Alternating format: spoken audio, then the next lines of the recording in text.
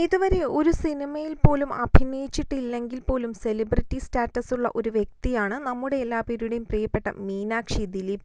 ദിലീപിൻ്റെയും മഞ്ജുവിൻ്റെയും ആദ്യ മകളാണ് മീനാക്ഷി. സോഷ്യൽ മീഡിയയിലൂടെ നിരവധി ആരാധകരാണ് മീനാക്ഷിക്ക് എപ്പോഴുമുള്ളത്.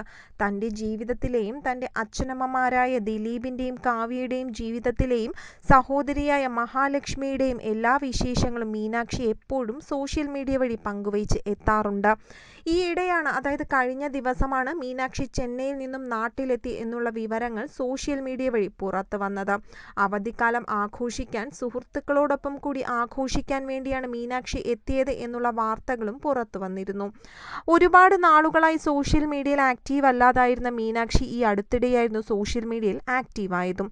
ഇൻസ്റ്റഗ്രാമിലെ വരവിൽ സന്തോഷം അറിയിച്ച് സുഹൃത്തുക്കളും എത്തിയിരുന്നു. മീനാക്ഷിയുടെ ഏറ്റവും അടുത്ത സുഹൃത്തുക്കളാണ് നാദൃഷയുടെ മക്കളും നമിത പ്രമോദും എല്ലാം തന്നെ.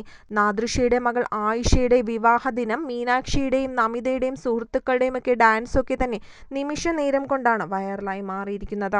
ഇപ്പോഴിതാ മീനാക്ഷിയും നമിതയും പുതിയൊരു ചുവടുവയ്പിലേക്ക് എത്തുകയാണ് എന്നാണ് സോഷ്യൽ മീഡിയ പോസ്റ്റിലൂടെ അറിയുവാൻ കഴിയുന്നത്. മീനാക്ഷിയും നമിതയും തങ്ങളുടെ സോഷ്യൽ മീഡിയ പേജിലൂടെ ഒരു ബൊട്ടീക് സെന്റർ തുടങ്ങുന്നതിനെ കുറിച്ചുള്ള ഒരു പോസ്റ്റാണ് പങ്കുവച്ചെത്തിയിരിക്കുന്നത്. കഴിഞ്ഞ ദിവസം നമിതയാണ് ഈ പോസ്റ്റ് ആദ്യമായി പങ്കുവച്ചത്. നമിത തന്നെയാണ് ബൊട്ടീക് ചെയ്യുന്നതെന്നും മീനാക്ഷി ഇതിൽ പങ്കാളിയായി കൂടെ ഉണ്ടാകുമെന്നാണ് ഇപ്പോൾ അറിയുവാൻ കഴിയുന്നത്. നമിത പങ്കുവച്ച പോസ്റ്റിൽ ഇൻവൈറ്റിംഗ് ഫാഷൻ ഡിസൈനേഴ്സ് എന്നുള്ള ഹെഡിങ്ങോട് കൂടിയാണ് ഒരു പോസ്റ്റർ പങ്കുവച്ചിരിക്കുന്നത്.